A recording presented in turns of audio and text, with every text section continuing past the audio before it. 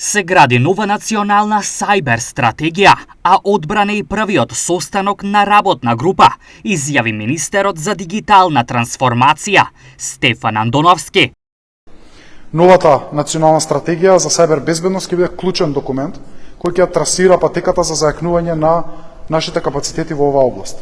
Визијата е да создадеме безбедно, сигурно, отпорно дигитално окружување, кое што ќе овозможи непречен развој на дигиталната економија и општеството во целина.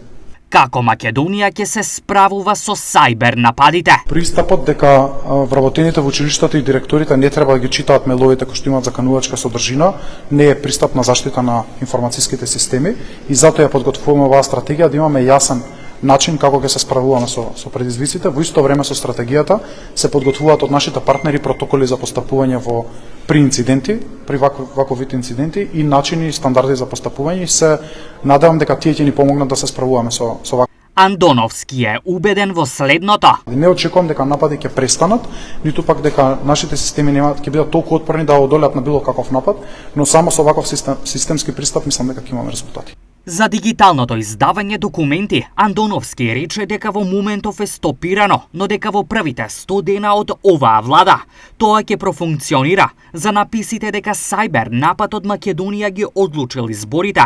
Во Венецуела, Андоновски смета дека тоа се шпекулации.